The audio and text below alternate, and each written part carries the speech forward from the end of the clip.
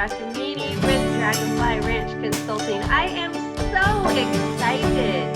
Today, I have with me Casa Dragonfly's Dave Giacomini, and he is an expert on vacation rentals, and he's going to tell us all about his venture in vacation rentals, both from near and afar, and I'm so excited to welcome him. So let's go ahead and get him joining us right now.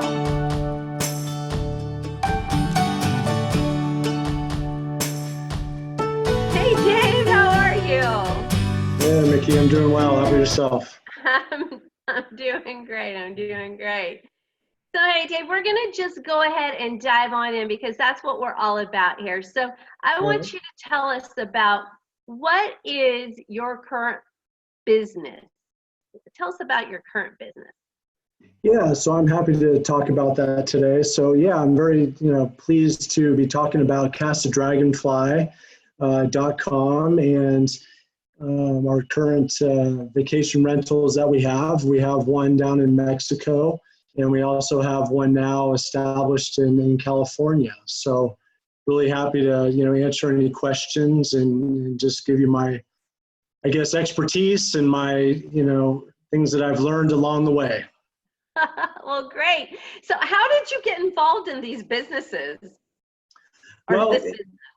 Yeah, I mean, it's interesting you say that. I mean, it's just been something that over the years just have a heavy interest in traveling, heavy interest in real estate. And so thought that, well, why can't we, not combine the two and, maybe generate some income along the way. So, in our travels, decided like, hey, why not, have a place in Mexico where we can not only visit when we want, but also, use it as a rental and generate income from that property. So we started there and then decided to, out here in California, have another vacation rental place, a little cottage that is really nestled in between, South Lake Tahoe and San Francisco. It's really right in the middle of the gold country. And, there's just, wine excursions, there's lakes, everything. So, so we started that and, very pleased with how that's going so far. Okay. So are you saying that you started off in Mexico? First of all, what part of Mexico is your vacation rental in? Yeah, so if, for those who are not familiar, you fly into Cancun, Mexico, so it's on the Caribbean side, and then it's about an hour's drive, let's say, just south of Playa del Carmen in a town called Puerto Aventuras. Oh, that's off the Riviera Maya, right? That's correct, yeah, in the Yucatan, Riviera Maya on the Caribbean Sea. So that's the warm water side. That's correct, yes. And very tropical, very warm, yes. Yes, and isn't that also where the second largest reef in the world is located? Yes, right off the coast. It's a very nice reef. Also wanted to say that we have, there's a lot of Mayan ruins. So there's just really a lot of things that you can do in exploring when you're there in the Yucatan there. So also cenotes, I don't know if people are familiar with cenotes, but it's basically underground and underwater caverns. It's where their water system basically goes through, and so you can swim, snorkel, scuba dive if you want. There's just so many activities that you can do in Mexico, so it's really a great vacation location for people. I've had the extreme fortunate opportunity to be down there quite a bit, and I know that I will be utilizing your Casa Dragonfly here pretty soon for a success summit. So that's really exciting.